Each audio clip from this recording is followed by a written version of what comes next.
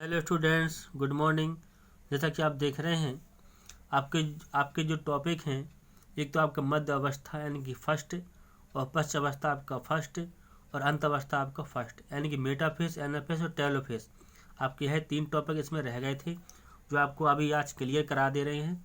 इसके पहले हमने आपको पढ़ाया था, यानी कि जो प्रोफेस था वो आपने स्टडी कर ली थी।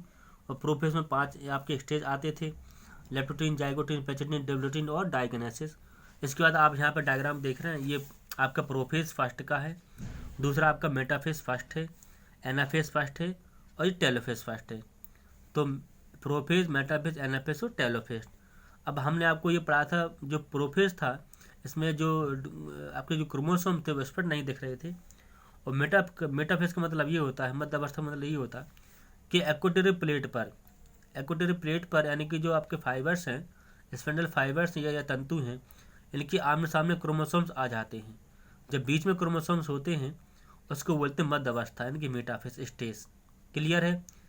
अब क्या होगा कि आपका मेटाफेस से एनाफेस में जब आएगी प्रोसेस, तो ये सेंट्रियोल हैं, देख रहे हैं डायग्राम में गौर से, ये क्या है, ये सेंट्रियोल है। तो सेंट्रियोल पर ये क्रोमोसोम एक जोड़ी ये आपस में खिसक जाएंगे। खिसक गए, देखिए आप पहुँच गए ना, तो इसे बोलेंगे टेलोफेस। अब क्या होगा, अब ये जो मेम्ब्रेन है इस प्रकार से कट जाएगी, डिवाइड हो जाएगी। तो एक कोशिका आपकी ये बन जाएगी, एक कोशिका आपकी ये बन जाएगी। तो आप देख रहे हैं कि इस प्रकार एक कोशिका से 2 कोशिका बन रही हैं। जहाँ पर डिवाइड हो जाएगा तो वो उसे बोलेंगे मीन्स टेलोफेस। क्या बोलेंगे? ये टेलोफेस अवस्था है, अंत अवस्था है। तो इस प्रकार से एक कोशिका से 2 कोशिका बन जाती हैं। एक क्रोमोसोम आपका ये होगा, एक आपका ये होगा, एक आपका ये और एक आपका ये होगा। तो इस प्रकार से 2 कोशिका आपकी बन जाएगी। ये आपकी डॉटर सेल है, पुत्री कोशिका है। अब देखते हैं यहाँ पे थ्योरी में, मेटाफेस युगल गुणसूत्र मध्य रेखा पट्टिका पर व्यवस्थित रहते हैं। इस प्रकार से जैसे मैंने आपको बताया है वैसे रहते। विपरीत ध्रुवों के तर्क तंतु सूक्ष्म नलिकाएं समजात गुणसूत्रों के जोड़ों में काइनेटोकोर से चिपक जाते हैं। तो काइनेटोकोर क्या है? काइनेटोकोर आपके ये हैं, ये क्या है, ये आपका सेंट्रोमियर, ये काइनेटोकोर है, जिससे आप चिपक जाएंगे। ठीक है, अब आपका क्या आ जाएगा, यानी कि मेटाफेस, एनाफेस समजात गुणसूत्र पृथक हो जाते हैं। इस प्रकार से जो समजात गुणसूत्र होंगे वो पृथक यानी कि अलग अलग हो जाएंगे। ठीक है, जबकि संतति अर्ध गुणसूत्र बिंदु से जुड़े रहते। तो अगर जो अलग होने के बाद फिर भी जो अपने सेंट्रोमियर से ऐड रहते हैं, ये भी जोड़ा है, ये भी जोड़ा, ये भी जोड़ा है, ऐड रहते हैं। इसके बाद आपका आ जाएगा अंत अवस्था। इस अवस्था में केंद्रक आवरण व केंद्र का पुनः स्पष्ट हो जाते हैं। तो केंद्र आवरण आपका ये है, ठीक है, ये केंद्रक है जो आपका पुनः क्या हो जाएगा, डिवाइड हो जाएगा। ठीक है, और कोशिका द्रव्य विभाजन शुरू हो जाता है। आपका जो कोशिका जो द्रव्य है उसका विभाजन शुरू हो जाएगा, एक सेल यहाँ एक सेल यहाँ हो जाएगी। ठीक है, तो और कोशिका की इस अवस्था को कोशिका दुग्ध कहते हैं।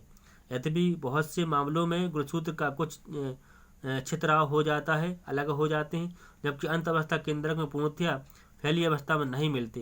तो 2 अर्धसूत्र विभाजन के बीच की अवस्था को अंतरालावस्था या इंटरकाइनेसिस कहते हैं। तो जहाँ पे एक सेल से 2 सेल बन रहे हो, ये डिवाइड हो रहा हो, उसको इंटरकाइनेसिस कहते हैं। इंटर मतलब अंदर की कोशिका को जो पार्ट होते हैं उनको डिवाइडेशन करना इंटरकाइनेसिस कहलाता है। और यह सामान्यतः कम समय के लिए होती है, इसमें डीएनए का दोलन नहीं होता।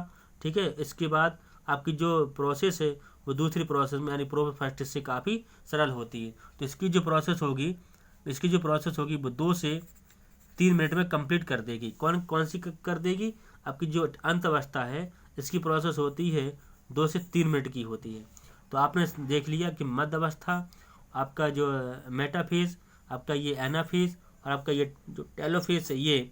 तो आपके जो माइटोसिस में जो स्टेज आ रही थी, सबसूत्री विभाजन वो आपकी पूरी हो गई, और मियोसिस की जो आप स्टेज थी वो आपकी पूरी हो गई, यानी मियोसिस आपका फर्स्ट निपट गया।